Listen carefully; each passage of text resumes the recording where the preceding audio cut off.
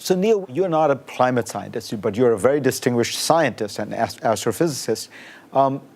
What do you think about when people say, look, this is not settled science, there are still questions? I sometimes think to myself, look, there are a lot of questions still about Einstein's theories that led to nuclear fission, but we still know that nuclear power plants do operate and they do provide electricity.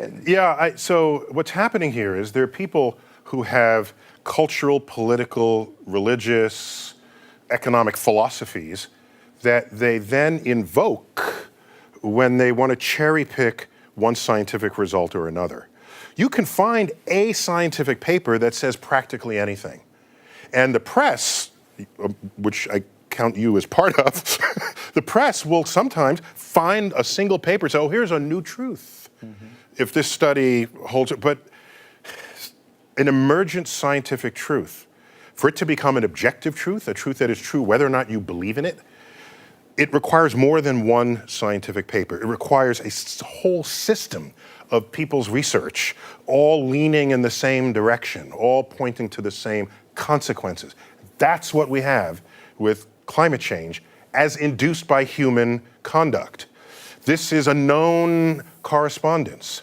If you want to find the 3% of the papers or the 1% of the papers that conflicted with this and build policy on that, that is simply irresponsible. And how else do you establish a scientific truth?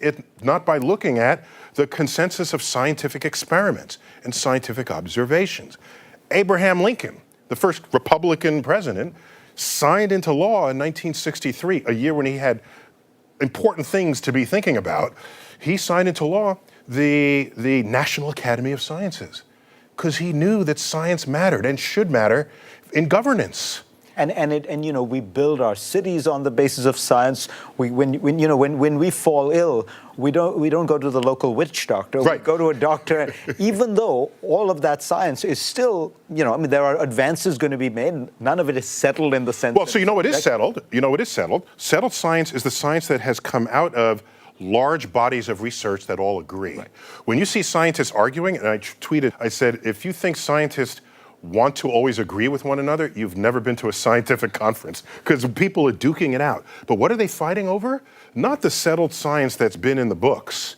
We're fighting over the bleeding edge of what is not yet known. And that is the natural course of science. Now, if you, as a journalist, want to eavesdrop on that meeting, you'll think scientists don't know anything about anything.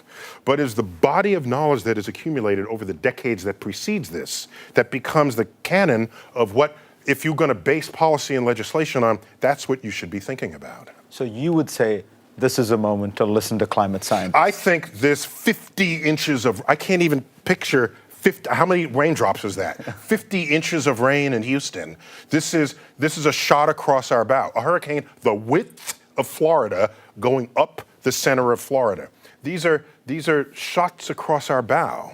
At what will it take for people to recognize that a community of scientists are learning objective truths about the natural world and that you can benefit from knowing about it? Even news reports on this channel talked about the fact that we have fewer deaths per hurricane. Why? Because you now know weeks in advance. We have models that have trajectories of hurricanes. In decades gone by, it was like, there's a hurricane there, we don't know. Should I stay? Should I go? And then you stay and you die, okay? So to cherry pick science, it's an odd thing for a scientist to observe. And I didn't grow up in a country where that was a common phenomenon. We went to the moon and people knew science and technology fed those discoveries. And the day two politicians are arguing about whether science is true, it means nothing gets done. Nothing. It's the beginning of the end of an informed democracy, as I've said many times. What I'd rather happen is you recognize what is scientifically truth, then you have your political debate. So in the case of energy policy, whatever, it's you don't ask, is the science right? You ask, should we have carbon credits or tariffs? What's the right response? Exactly. What is the economic dimension of this? That's where the politics needs to come in, and it's not. The longer we delay, the more I worry that we might not be able to recover from this, because all our greatest cities are on the oceans and water's edges, historically for commerce and transportation. And as storms kick in, as water levels rise, they are the first to go. And we don't have a system, we don't have a civilization with the capacity to pick up a city and move it inland 20 miles. This is happening faster than our ability to respond. That could have huge economic consequences. On that sobering note, Neil deGrasse Tyson, always a pleasure. And we are in a hurry to read the book. Thanks.